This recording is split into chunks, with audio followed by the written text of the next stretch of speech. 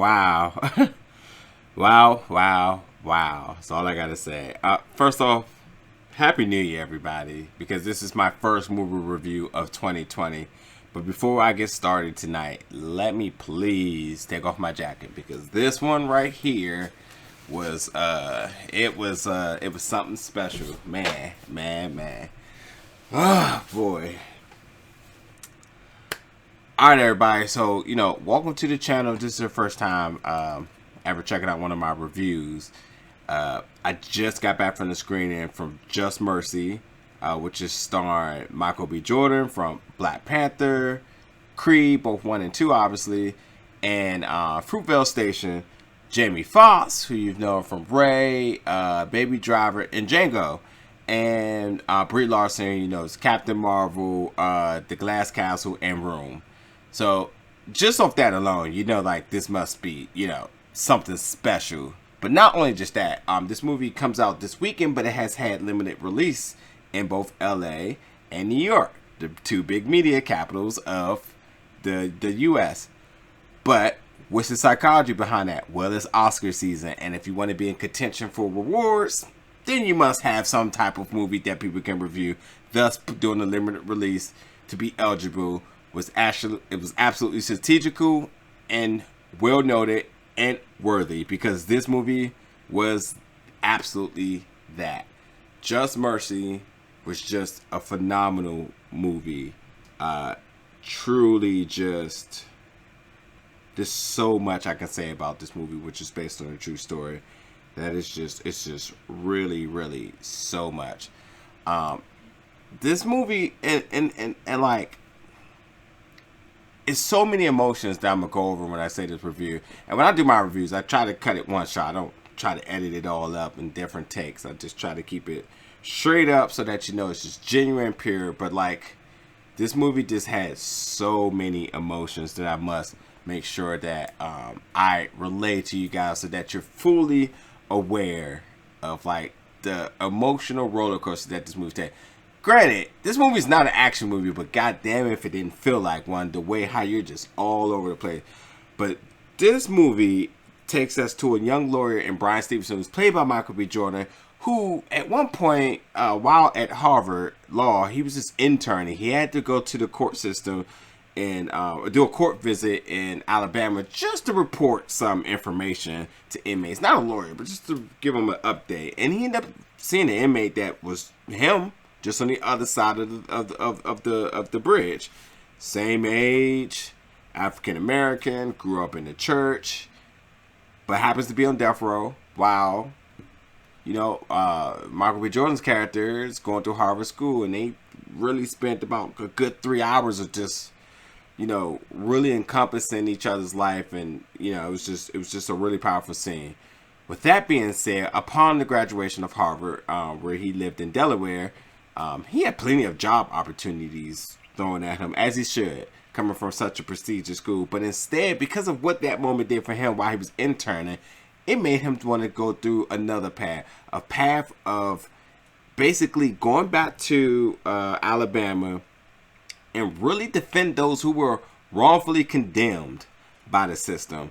Upon doing that, he ends up staying at a friend's house, a local advocate of her own, and Eva, who's played by Brie Larson, which the two of them, really go on this really devastating journey, really staying focal on their mission here. But this mission takes us to Walter McMillian, who's played by Jamie Foxx, who was an African American man who was wrongfully accused and ultimately charged, put on death row of a murder of an 18-year-old Caucasian female. And all this is happening down in the deep south of Alabama during the 80s. And we understand the severity of that time, which was, really, and even, still somewhat so now, really driven by racism and so forth. But, even statistically, the black execution rate for African Americans, the execution rate for African Americans in that time was dangerously high. Hell, no one had ever been on death row and ever been taken off. It just wasn't a thing, period. So, whether you were wrongfully accused or whatever, you were going to be executed. So it was a really, really, really difficult. It was a really difficult mission to bring justice back, and you just seen, just the ups and downs that this endured. But this movie being in the South had a lot of different elements. I mean, African Americans were really, they found peace in the gospel, so you saw a lot of relations in that, and staying true to the religion, as sometimes that was the only bit of hope and faith that they were able to have. The first opening act before the title scene was just absolutely amazing. And when you talk about so much emotion, I mean, Brie Larson, I've said in some of my other reviews, or if this is your first time checking out the channel, thank you for listening in, tuning in, and subscribing, obviously. I've said it before in the past. Brie Larson happens to just be one of my favorite, but also her scale of emotion. If you haven't seen Room, please watch it. It's just next level. And then you take that, and then you take Michael B. Jordan, which, again, to Fruitvale Station, and even in Black Panther, you see the dynamics between them two is just really just, it was apparent. I knew I needed to see, and it absolutely delivered. The one thing this movie did really good is that it had really good, powerful scenes, like really good, to really set up the tone without having to verbally say this is what's happening. It clearly defined the injustice in the South then, just by small, quick scenes that just really just, it locked you in to let you know this is what's happening. But this movie was like really triggering, At times, you really have to sit back and take like deep breaths, because it's just a lot coming at you, like all at once. And some of the dialogue that happens in the movie, whether it be Jamie Foxx's character telling one of his fellow friends / inmates that sometimes you just gotta breathe and you kind of like look up to the trees and just take your mind off everything. Literally the advice that you sometimes need in this movie, because it just gets so deep. And even some of the dialogue, like the system will eat you alive and spit you out, as he spoke to another African American. It's just, when you hear stuff like that, it does a lot for you, because you see a lot of the injustice in society now, and it's just, putting this into perspective is knowing that for years a lot of this has just doesn't change. It's just a lot. But even when there's such serious and surreal moments in this movie, it does find humor in certain scenes, but the humor is not overbearing that it completely makes you or contradicts the tone, period. It's just that little bit of enough that while you need that breath, it's just there for you to really collect yourself together, because it gets really, really deep. Being that this movie's in the South, I think it does a really good job depicting the Southern culture, hospitality, and lifestyle to a T. Truly. Whether it be the lingo, the dressing appeal, the society, or just overall just the racism of what's happening during this time.